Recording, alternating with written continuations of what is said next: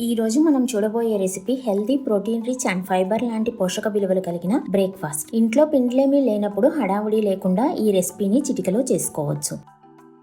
Hi friends, welcome to our channel Triveni's point. ఇంకా recipe start చేసుకుందాం. దీనికి ముందుగా ఒక బౌల్ తీసుకొని దీనిలో ఒక అరకప్పు ఓట్స్. ఈ ఓట్స్ నానబెట్టడానికి ఒక 3 స్పూన్ల నీళ్లు పోసుకొని బాగా కలుపుకొని ఒక 5 నిమిషాలు నానబెట్టుకోవాలి. ఈ విధంగా నానిన తర్వాత దీనిలో తరిగిన 2 పచ్చిమిరపకాయలు, చిన్నగా తరిగిన క్యారెట్ ఒకటి, తరిగిన ఒక ఉల్లిపాయ, 1 కప్పు బీన్స్ ముక్కలు, కొంచెం తరిగిన కొత్తిమీర, టేస్ట్కి సరిపడా సాల్ట్, చిటికెడు పసుపు, శనగపిండి 1 కప్పు. ఇప్పుడు వీటిని అన్నీ కలిసేటట్టు కలుపుకోవాలి.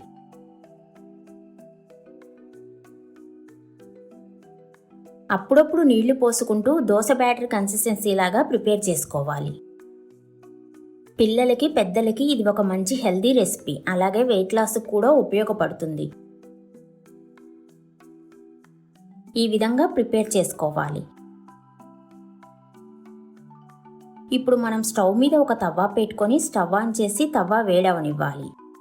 ఇప్పుడు ఈ తవ్వ వేడైన తర్వాత 2 స్పూన్ల నూనె వేసుకోవాలి. ఈ నూనెను తవ్వ అంతా స్ప్రెడ్ చేసుకోవాలి.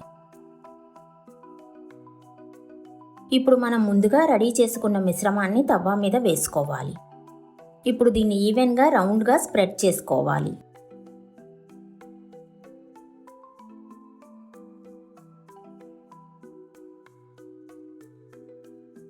ఇప్పుడు దీని మీద కొన్ని క్యాష్యూస్తో గార్నిష్ చేసుకుంటే చూడడానికి చాలా బాగుంటుంది.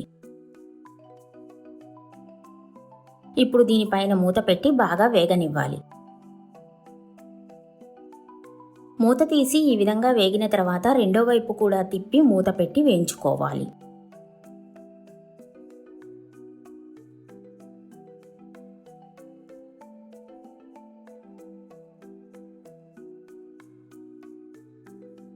రెండో వైపు కూడా వేగిన తర్వాత మూత తీసి దీన్ని ఒక సర్వింగ్ ప్లేట్లో తీసుకోవాలి.